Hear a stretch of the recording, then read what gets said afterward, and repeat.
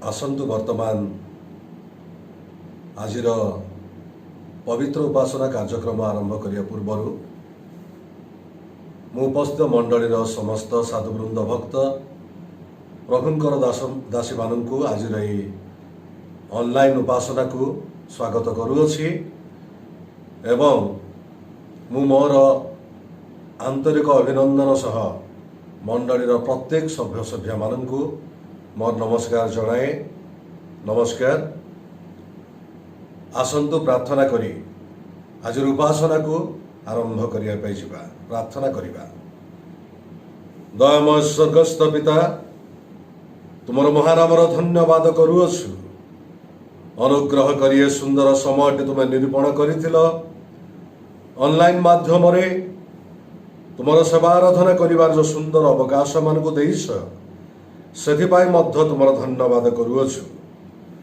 उपासनार प्रारंभ शेष पर्यंत तुम उपस्थिति द्वारा मान को तुम्हें परिचालित कर। आज वक्ता श्रोता प्रत्येक को आशीर्वाद करी तुम्हें गौरव पाओ। उपासना को तुम्हें नियंत्रण करी उपासनार केन्द्र बिंदु रे तुम्हें रही समस्त कार्य परिचालित कर। प्रिय प्रभु तुम्हें समस्त प्रार्थना शुणिल धन्यवाद दे प्रभु जीशु ख्रीष्ट नाम रे प्रार्थना करी पिता आमेन। वर्तमान आज प्रसंग निमंते जो अंशटी आपण माने पाइबे ताहा मु आपण मान निकट प्रकाश करने चाहिए। मिखा भविष्यत वक्ता पुस्तक तार 6 पर्वर 8 पद आम पाठ करवा। देखते लेखा अछि, हे मनुष्य जहा उत्तम ताहा से तुमको जणाइछन्ति। न्यायचरण दया भल पाइबा व नम्र भावरे तुम्भ परमेश्वर सहित गमनागमन करिवार एहा छड़ा सदा प्रभु तुम ठारू आउ कौन चाहती। प्रभु आज पठित अंश श्रवण रे विशेष आमान को आशीर्वाद करंतु आमेन। आसंतु गीत माध्यम रे प्रभुंकर प्रशंसा करिबा आ एही समय रे दान संग्रह करा जिवो। गीत माध्यम रे प्रशंसा करिबा समय रे आपण माने परिवार मध्य रे दान गुडी को संग्रह करी गोटे पात्र रे रखिबे व से दान पाई प्रार्थना करा जिवो। से दान गुडी को मंडली पाखरे पहुंचाइबा पाई दिया जाइथिबा मोबाइल नंबर रे जोगाजोग कले मंडली आपण मानक निकटरू दान संग्रह करिवार व्यवस्था करिवे।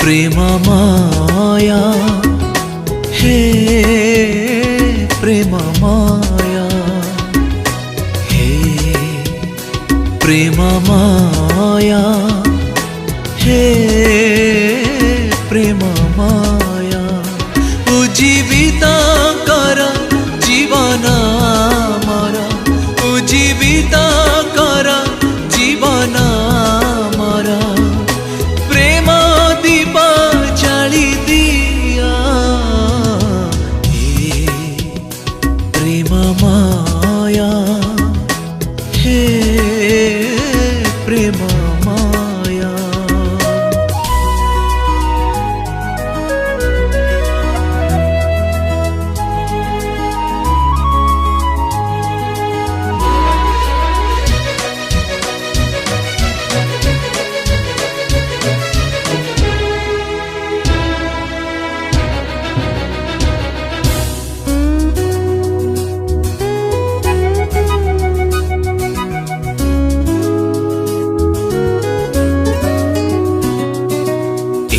जगतारे आमरी भितारे केते जाति केते भाषा सभी अबुझा तुम नाम घेनी मौळे अंतर आशा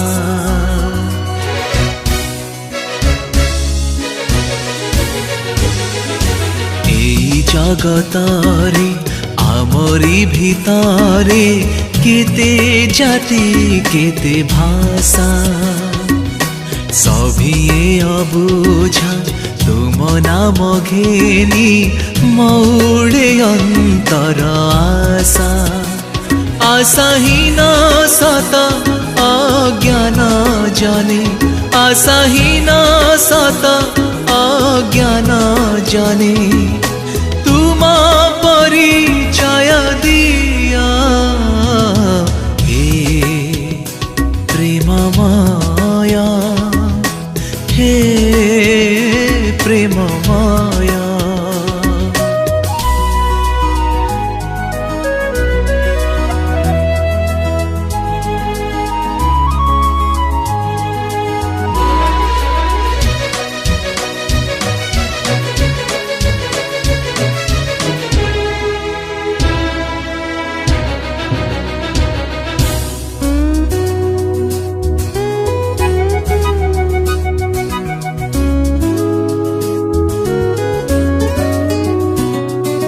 तुमको चिन्हिले तुमको पाइले परिचय हेब भिन्न भेद भाव भूली तुमरी प्रेमरे सबु प्राण हेब मग्न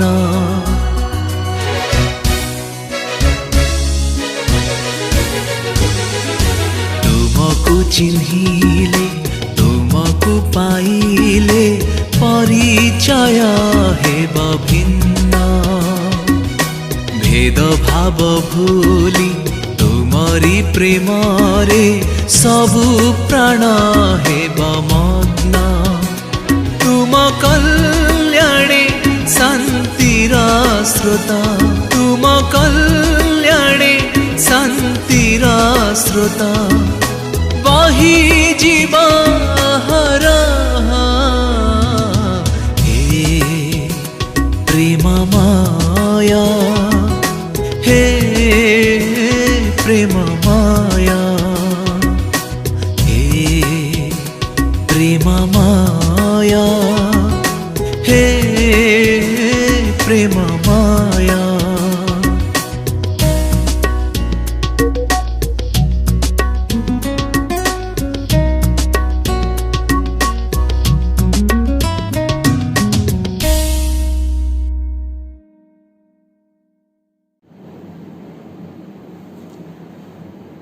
वर्तमान दान संग्रह सरी जाइछि। आसन्तु संग्रहित दान निमंते प्रभुଙ୍କ चरण तले प्रार्थना करिबा।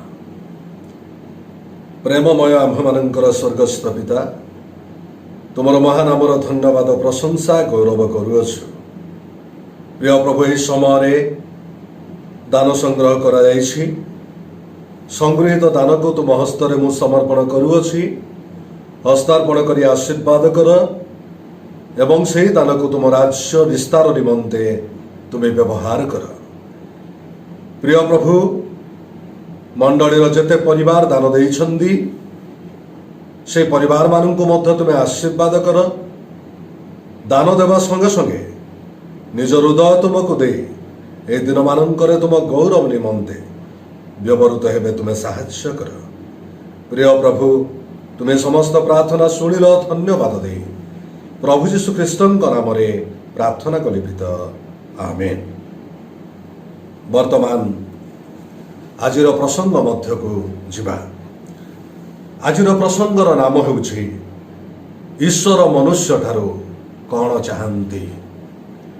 प्रिय मोरा बंधुगण, प्रभु आम ठारू कौन चाहती से विषय आज आपण मानक निकटरे अल्प समय प्रकाश करने चाहिए। मरेष्ठीय मिखा भविष्यवक्ता पुस्तक तार 6 पर्वर 8 पदर आम पाठ करियछु। प्रिय मोर भाई भौणी माने मरेष्ठीय मिखा भविष्यवक्ता से जेरुसालेम रे वास करुथिबा जिहुदी मानक निकटकू एवं समरियारे बास करुवा जिहुदीय एवं इस्राएलीय मानक निकटकू से भविष्यत वाक्य से कौन करुछन्ति प्रकाश करुछन्ति। तेबे मिखा पुस्तक तार 6 पर्वर 1 पदरु 8 पद भितर जदि आम देखा से स्थान में परमेश्वर इस्राएल संतान मानू मिस्र देशरू बाहर कर जितेबाला आणुछन्ति आउ सेतेबेले से मौसा हारण एवं मरियम को से मिस्र देश को पठेइथिले। मिस्र देश में इस्राएल संतान माने जो निर्यातना जो संकट दे से माने गति करुथिले सेथिरु परमेश्वर से मानू कौन कले उद्धार करी आनिले। किंतु इस्राएल संतान मानू परमेश्वर जो दया कले जो न्याय विचार देले तार प्रतिबदल रे इस्राएल संतान माने परमेश्वर विरुद्ध रे पाप कले।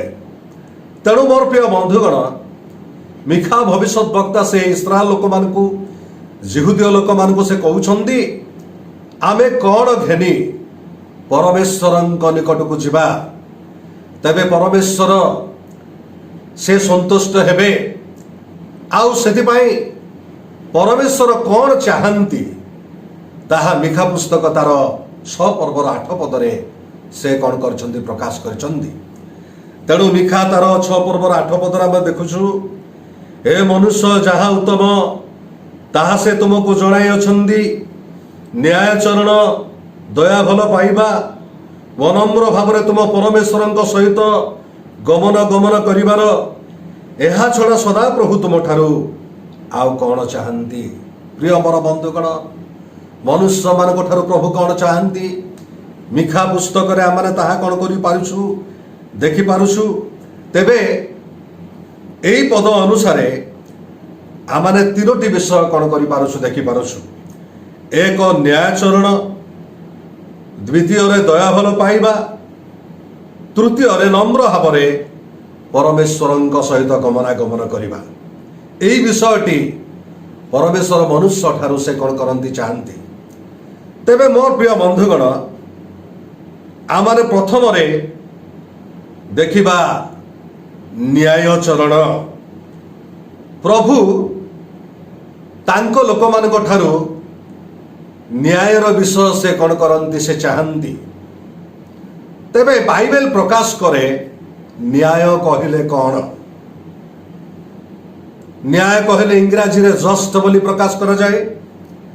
तेबे बाइबल ताहा प्रकाश करे न्याय कहले कौन द्वितीय विवरणी पुस्तक तार 25 पर्वर 1 पद आमाने पाठ करिबा मनुष्य मानक मध्यरे विवाद उपस्थित हेले जेबे से माने विचारार्थे आसंती वो विचारकर्ता माने से मानकु विचार करंती तेबे से माने निर्दोष को निर्दोष वो दोषी को दोषी करिवे।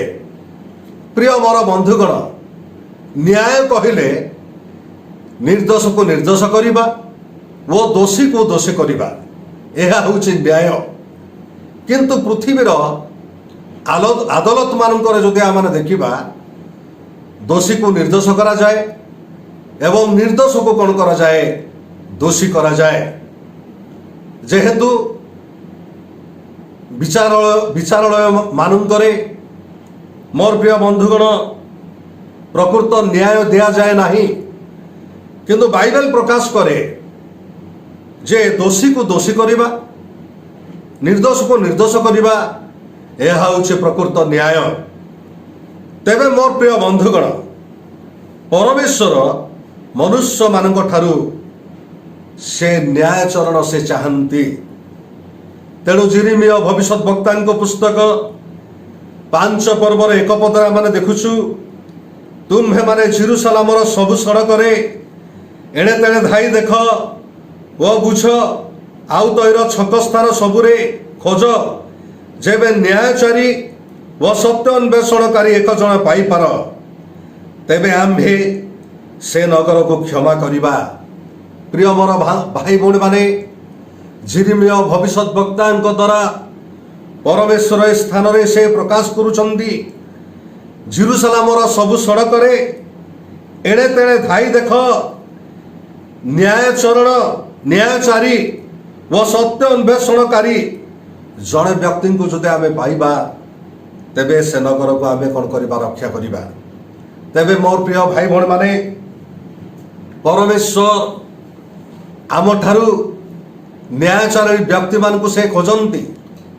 परमेश्वर न्यायवंत व्यक्ति मान को से कौन कर खोजुंट मोर प्रिय बंधुगण आउ से द्वारा देश को राज्य को पृथ्वी को रक्षा करने बा पृथ्वी को क्षमा करने परमेश्वर कौन करती से चाहती।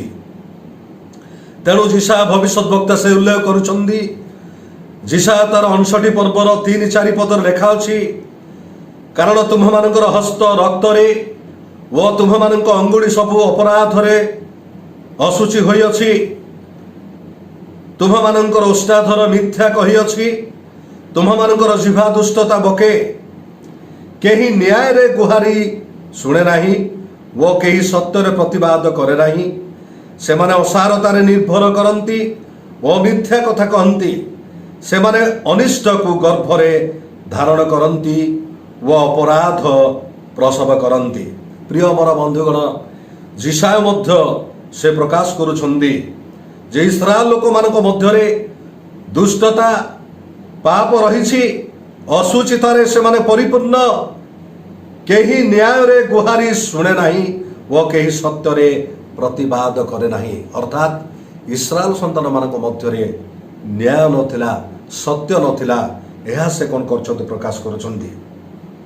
प्रिय मोर भाई भौणी माने वर्तमान पृथ्वी को जदि आम लक्ष्य करवा पृथ्वीर लोक मानक मध्यरे न्याय नाही सत्य नाही असत्यतारे पृथ्वीर लोक माने वर्तमान कौन करुछंदी जीवन यापन करुछंदी। किंतु मोर प्रिय भाई भौणी माने परमेश्वर मनुष्य मानक ठारू न्याय चरण से कौन करती से चाहती। किंतु बाइबल रे जड़े चोरंक जीवन को जो लक्ष्य करवा तांको ठारे न्याय थिबा कथा आ माने देखि पारुछु। न्याय कौन अन्याय कौन ताहा से कौन करि पारिछंदी जानि पारिछंदी। तेणु लोकलिखित सुसमाचार तार 23 पर्वर तार 41 पदरे आम देखुछु आउ जड़े चोर से प्रकाश करुछंदी आम्भे माने सीधा न्याय भाव दंड पाउछु किंतु यही व्यक्ति कौन सी दोष करि नाहंती। प्रिय मोर भाई भौणी माने न्याय कौन अन्याय कौन क्रूस रे टंगा जाइथिबा चोर से कौन करुछंदी प्रकाश करुछंदी। किंतु आज आम जीवन रे न्याय नथिबा कथा आमने कौन करि पारुछु देखि पारुछु। तेबे सेही परि द्वितीय विषय आम चिंता करवा मिखा पुस्तक 6 पर्वर 8 पदर आम देखुछु दया भल पाइबा। प्रिय मोर बंधुगण परमेश्वर से आम जीवन रे दया देखिया से कौन करती से चाहती। आउ तेणु माथ्यू पुस्तक 5 पर्वर 7 पद लेखा अछि दयालु लोके धन्य कारण से माने दया प्राप्त हेबे। प्रिय मोर बंधुगण प्रभु जीशु ख्रीष्ट यह प्रकाश करथिले दयालु लोके धन्य कारण से माने दया प्राप्त हेबे। जे प्रभु आम ठारू चाहती अन्य को जेपरि आमे दया करि परिबा जेहेतु लुक तार 6 पर्वर 36 पदर लेखा अछि तुम्ह मानक पिता जेपरि दयालु तुम्हे माने सेही परि दयालु हुआ। प्रिय मोर बंधुगण आम्भ मानकर स्वर्गस्थ पिता जेपरि दयालु आम्भ मानक मध्य सेही परि दयालु हेबा पाई प्रभु जीशु ख्रीष्ट से कौन करछंदी प्रकाश करिछंदी। तेणु आमानक ठारू दयार गुण परमेश्वर कौन करती से चाहती। आउ जो माने दया करिवे प्रिय मोर भाई भौणी माने परमेश्वर से मानक आशीर्वाद करिवे।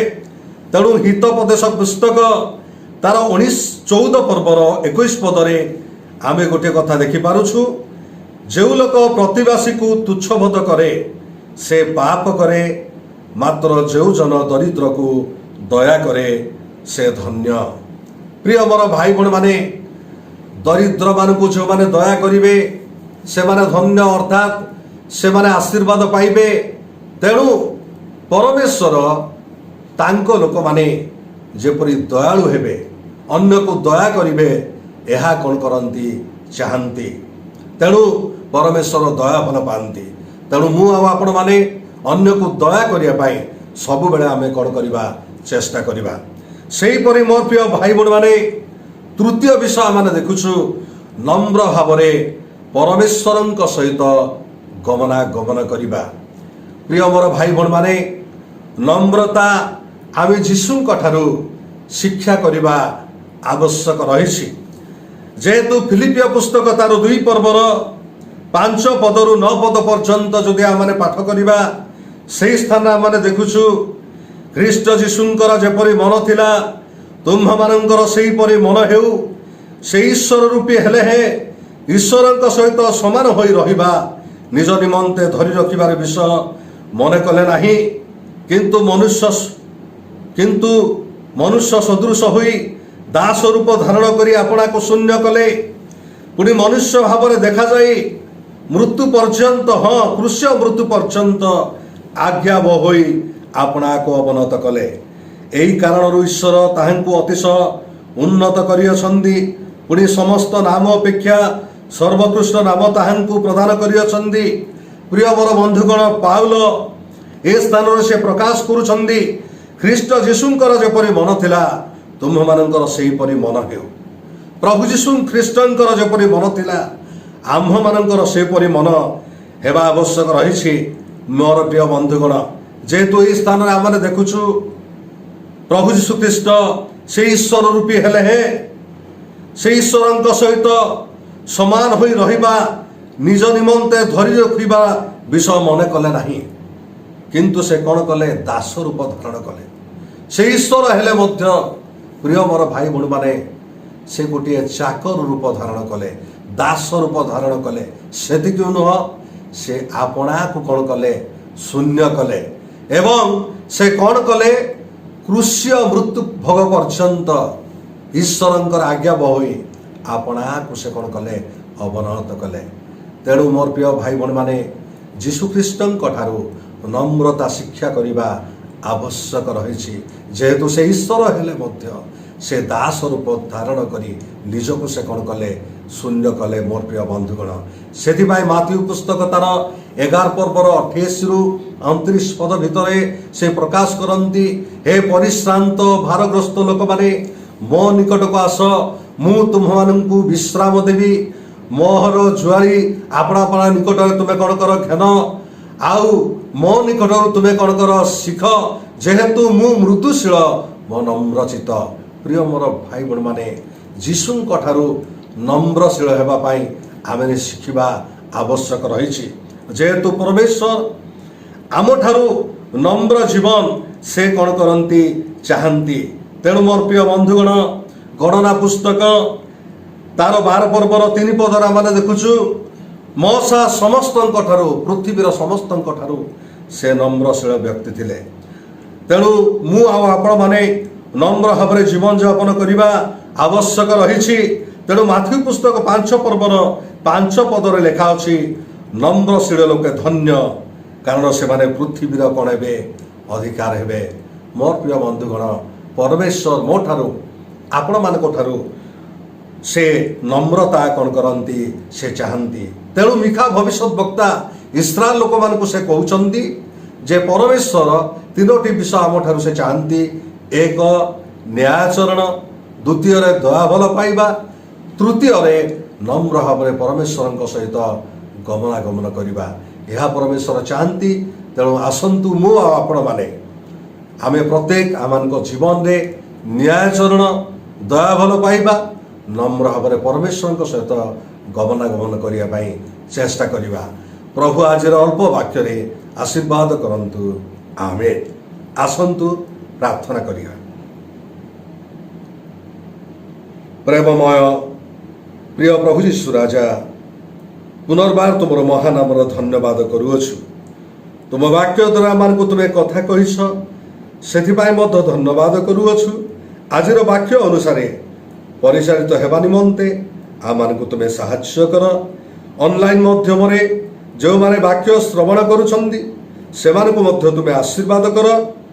ତହିଁ ସଙ୍ଗେ ସଙ୍ଗେ ମଣ୍ଡଳୀର ପ୍ରତ୍ୟେକ ପରିବାରକୁ ତୁମେ ଆଶୀର୍ବାଦ କର। ଯେଉଁମାନେ ଅସୁସ୍ଥ ଅବସ୍ଥାରେ ଅଛନ୍ତି ସେମାନଙ୍କୁ ମଧ୍ୟ ସୁସ୍ଥ ସବଳ କରି ତୁମେ ସୁରକ୍ଷିତ କର।